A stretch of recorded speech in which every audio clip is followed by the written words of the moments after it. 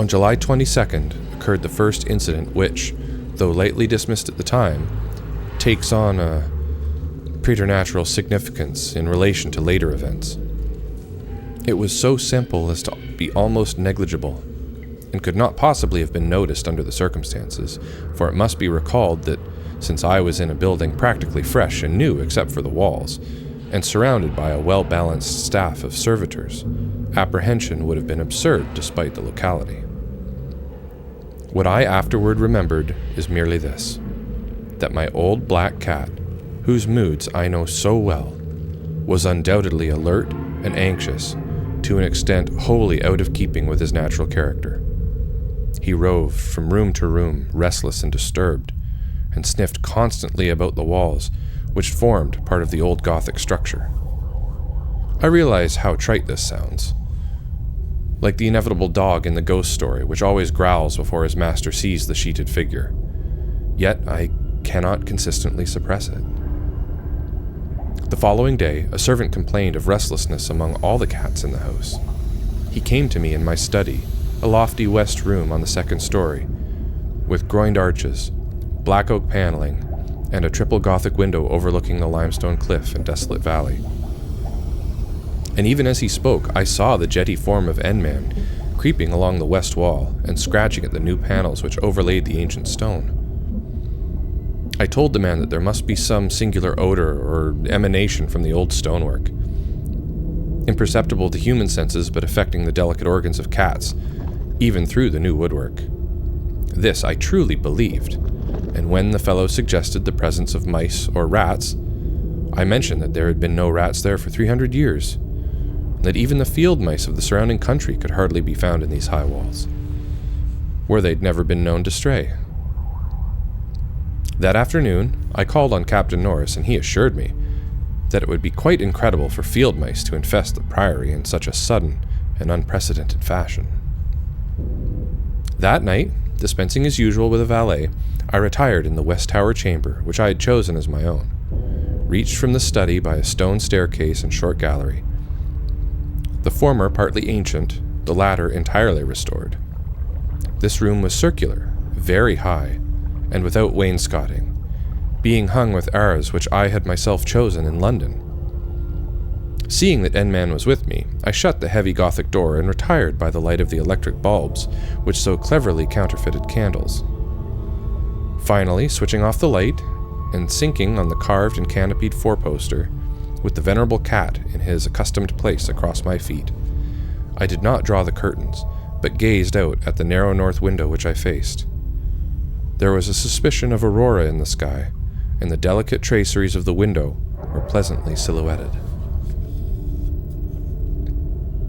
At some time I must have fallen quietly asleep, for I recall a distinct sense of leaving strange dreams when the cat started violently from his placid position.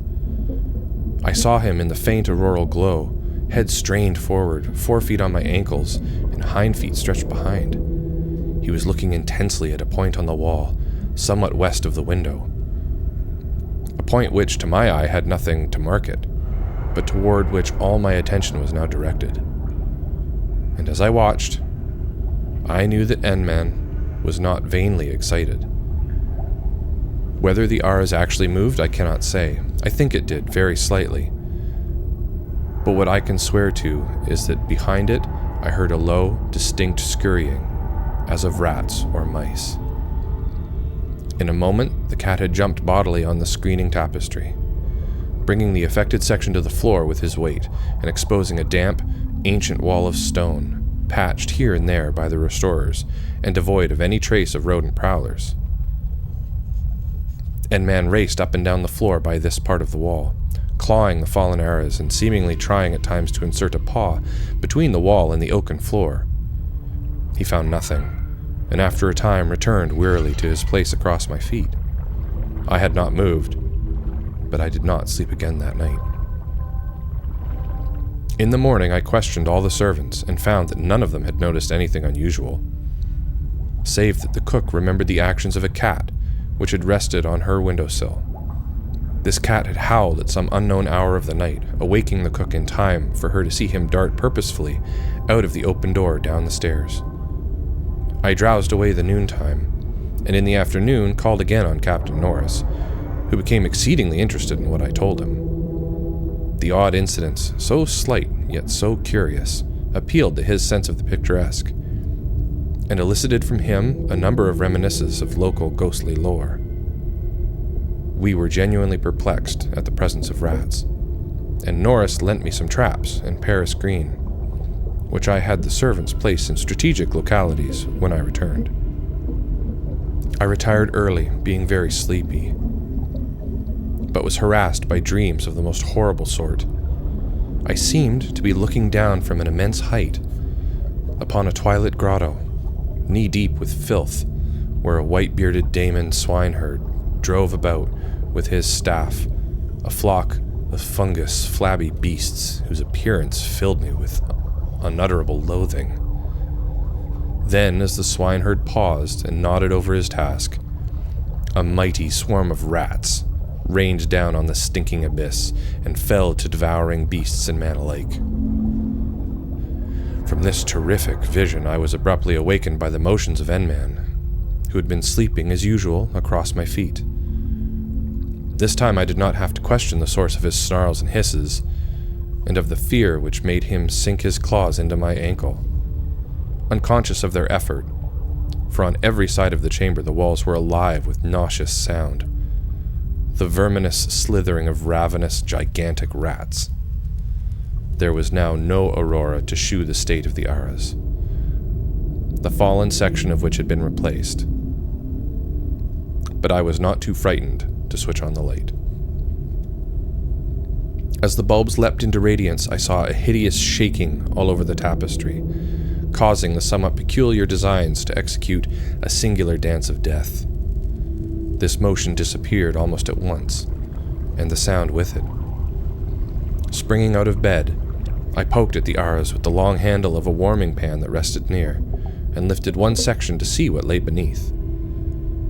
There was nothing but the patched stone wall, and even the cat had lost his tense realization of abnormal presences. When I examined the circular trap which had been placed in the room, I found all of the openings sprung, though no trace remained of what had been caught and had escaped.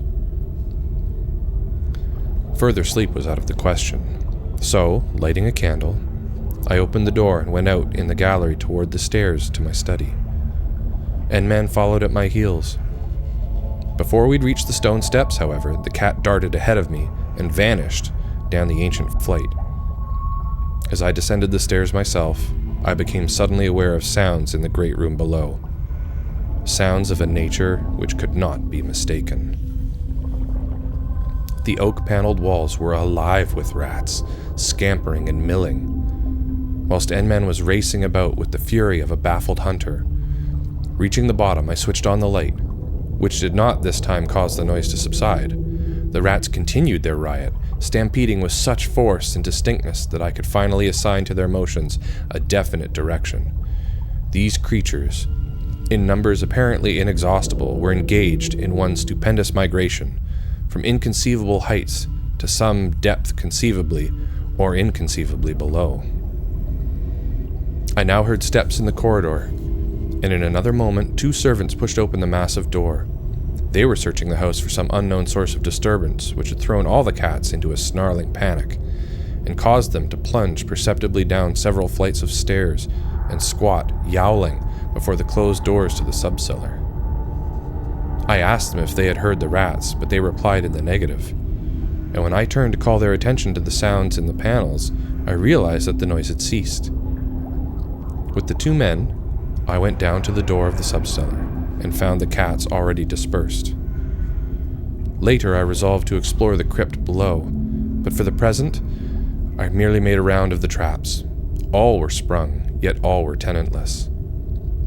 Satisfying myself that no one had heard the rats save the felines and me, I sat in my study till morning, thinking profoundly and recalling every scrap of legend I'd unearthed concerning the building I inhabited.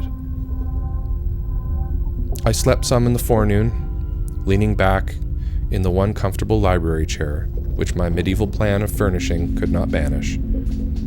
Later, I telephoned to Captain Norris, who came over and helped me explore the subcellar.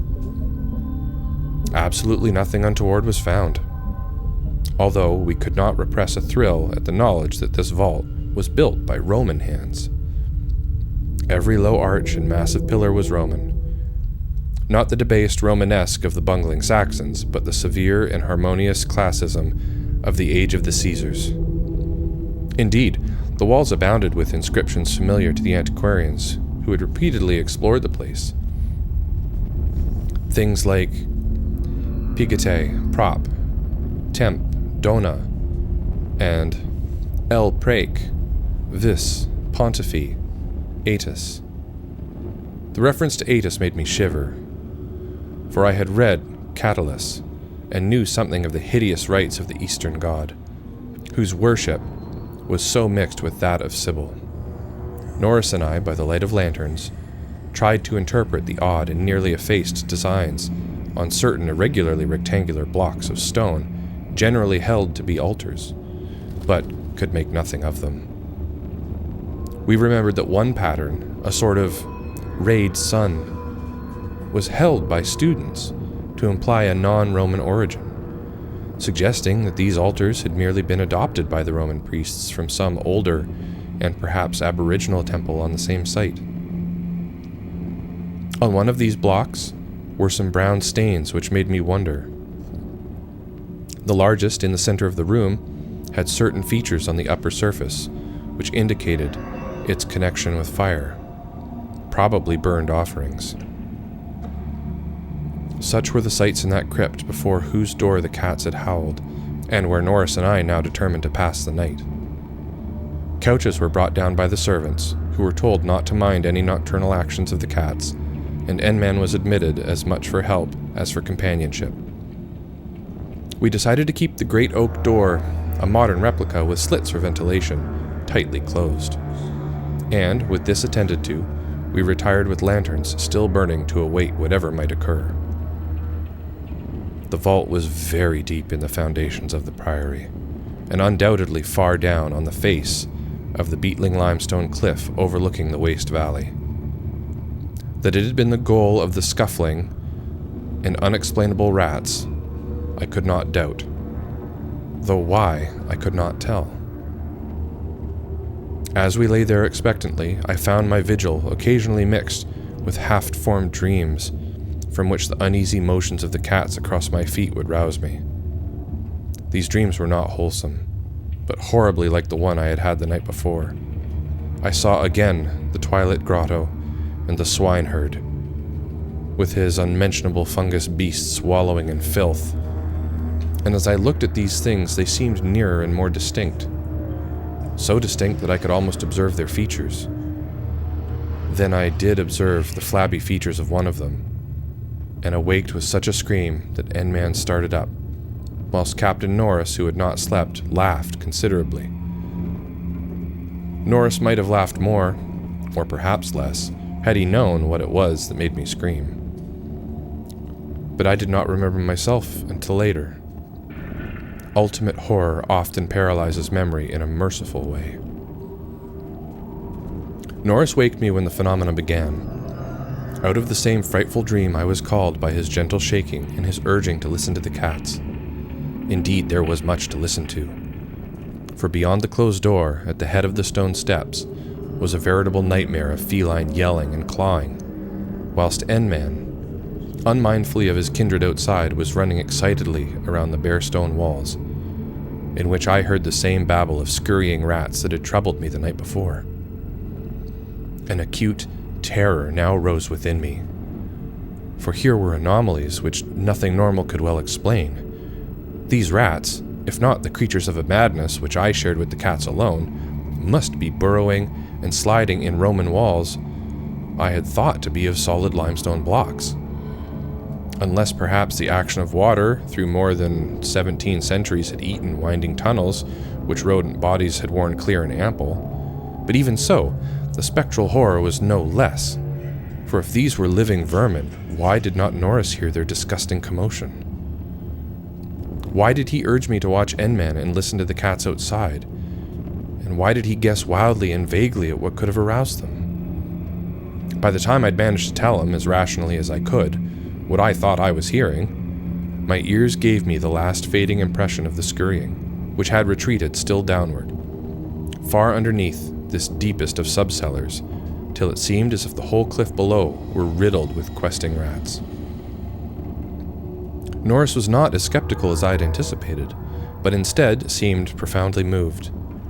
He motioned to me to notice that the cats at the door had ceased their clamor, as if giving up the rats for lost, whilst Enman had a burst of renewed restlessness, and was clawing frantically around the bottom of the large stone altar in the center of the room, which was nearer Norris's couch than mine.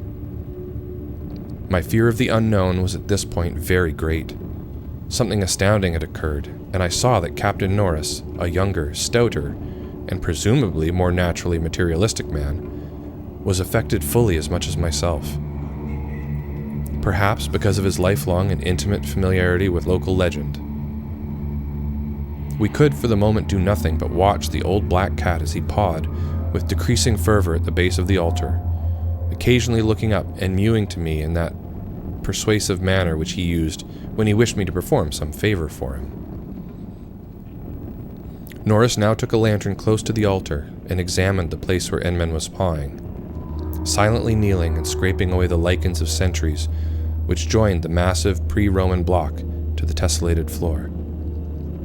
He did not find anything, and was about to abandon his effort when I noticed a trivial circumstance which made me shudder, even though it implied nothing more than I had already imagined. I told him of it, and we both looked at its almost imperceptible manifestation with the fixedness of fascinated discovery and acknowledgement. It was only this, that the flame of the lantern set down near the altar was slightly, but certainly, flickering from a draught of air, which it had not before received, and which came, indubitably, from the crevice between floor and altar where Norris was scraping away the lichens. We spent the rest of the night in the brilliantly lighted study, nervously discussing what we should do next. The discovery that some vault deeper than the deepest known masonry of the Romans underlay this accursed pile, some vault unsuspected by the curious antiquarians of 3 centuries, would have been sufficient to excite us without any background of the sinister. As it was, the fascination became twofold, and we paused in doubt whether to abandon our search and quit the Priory forever in superstitious caution, or to gratify our sense of adventure and brave whatever horrors might await us in the unknown depths. By morning we had compromised, and decided to go to London to gather a group of archaeologists and scientific men fit to cope with the mystery. It should be mentioned that before leaving the subcellar, we had vainly tried to move the central altar, which we now recognized as the gate to a new pit of nameless fear. What secret would open the gate? Wiser men than we would have to find.